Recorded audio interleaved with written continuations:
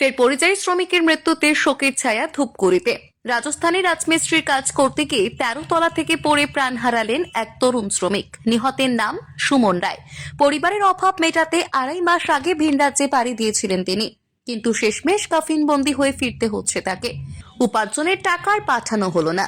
সুমনের পরিবার সূত্রে জানা গিয়েছে, মাধ্যমিক পরীক্ষায় আশানুরূপ ফল না হওয়ায় পড়াশোনা ছেড়ে দেন সুমন। বড় দাদা পলাশ রায়ের সাথে সংসারের হাল ধরতে রাজস্থানের আজমিরে পাড়ি দেন তিনি। প্রথম মাসের উপার্জনের টাকা হাসি মুখে বাড়িতে পাঠিয়েছিলেন সুমন। রবিবার ছিল দ্বিতীয় মাসের উপার্জনের টাকা হাতে পাওয়ার দিন, কিন্তু সেই টাকার বাড়িতে পাঠানো হলো না তার।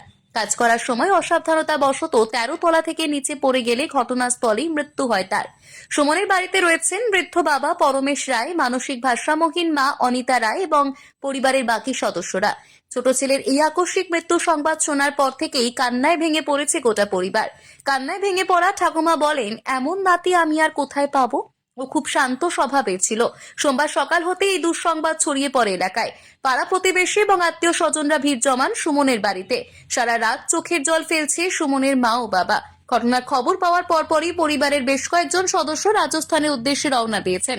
আইনি প্রক্রিয়া শেষ করে আজ রাতেই সুমনের নিথর দেহ গ্রামে পৌঁছানোর কথা রয়েছে। সামান্য আয়ের আশায় ভিন রাজ্যে গিয়ে এভাবে তরতাজা একটি প্রাণীর মৃত্যুতে গোটা এলাকায় এখন শোকের মাতম। ঝিলিক চন্দ্রের রিপোর্ট, পাহাড়িয়া টাইমস।